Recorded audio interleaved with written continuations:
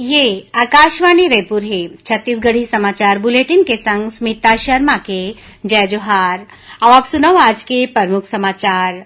नई दिल्ली में काली ले शुरू होही G20 शिखर सम्मेलन। प्रधानमंत्री नरेंद्र मोदी ये दौरान विश्व के नेता मन संग 15 ले ज्यादा द्विपक्षीय बैठका करही। राजनांदगांव जिला के ग्राम ठेकवा में आज भरोसे का सम्मेलन कार्यक्रम होइस। राज्यसभा में नेता प्रतिपक्ष मल्लिकार्जुन खड़गे और मुख्यमंत्री भूपेश बघेल हा करीबन 355 करोड़ रुपया के आने विकास काम के करेन भूमि पूजन और लोकार्पण। और राष्ट्रीय विधिक सेवा प्राधिकरण डहार ले काली राष्ट्रीय लोक अदालत के करे जाही आयोजन। अब समाचार विस्तार ले। भारत हा काली ले नई दिल्ली में शुरू होवैया 18वां G20 शिखर सम्मेलन के सब्बो तैयारी ला पूरा कर ले है। शिखर सम्मेलन में भाग ले बर विश्व के नेता मन के राजधानी पहुंचे के सिलसिला जारी है। यही बीच आयोजन स्थल भारत मंडपम ला राष्ट्रीय अध्यक्ष और प्रतिनिधि मन के स्वागत बर सजाए गे हवय। प्रधानमंत्री नरेंद्र मोदी 3 दिन तक विश्व के नेता मन संग 15 ले ज्यादा द्विपक्षीय बैठका करही। श्री मोदी अमेरिकी राष्ट्रपति जो बाइडेन, मॉरिशस के प्रधानमंत्री प्रविंद जगन्नाथ और बांग्लादेश के प्रधानमंत्री शेख हसीना संग आज अपन आवास में द्विपक्षीय बैठका करही। एक ठन सोशल मीडिया पोस्ट में श्री मोदी हा कहिन कि ये बैठका ले देश मन के संग भारत के द्विपक्षीय संबंध के समीक्षा करे के और सहयोग ला आगू बढ़ाए के मौका मिलही। राजनांदगांव जिला के ग्राम ठेकवा में आज भरोसे का सम्मेलन कार्यक्रम के आयोजन करेगे।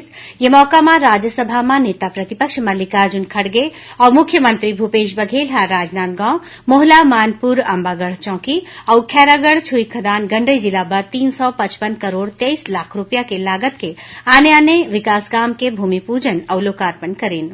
कार्यक्रम में राज्य सरकार के आने योजना में 8,500 ले ज्यादा हितग्राही मन ला सामग्री बांटेगी।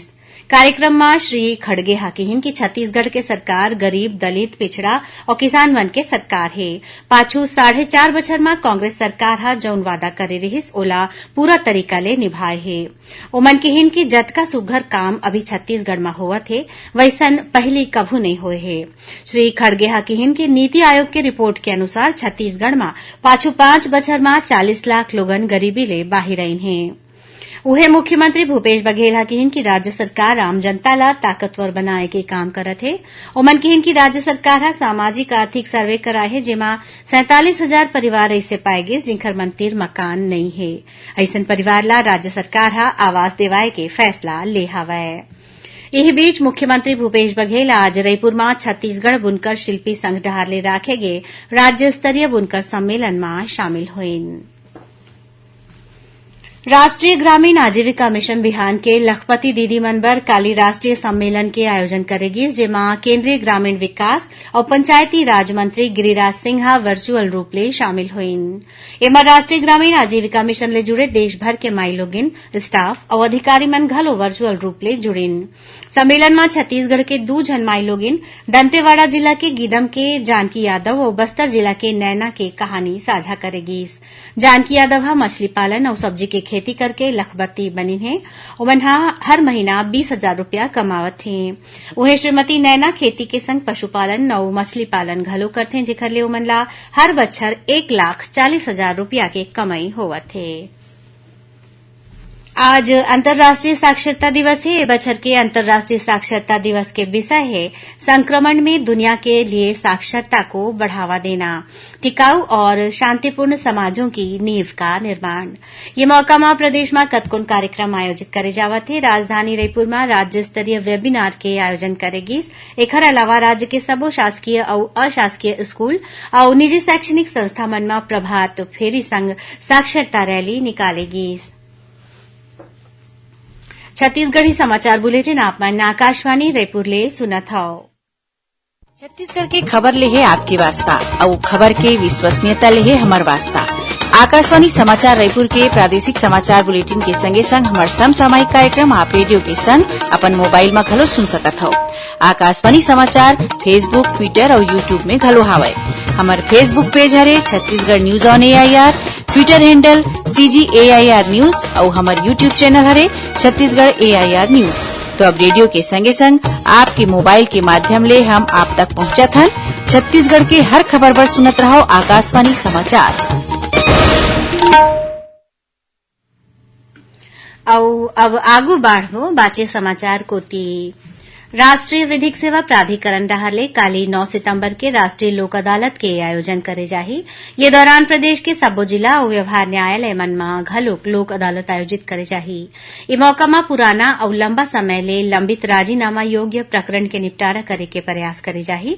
इमा मोटर दुर्घटना दावा, चेक बाउंस, जल कर, संपत्ति कर, राजस्व संबंधी, ट्रैफिक चालान, भाड़ा नियंत्रण, बैंक और विद्युत ले जुड़े प्रकरण ला घलो लोक अदालत के माध्यम ले सुलझाए जाही।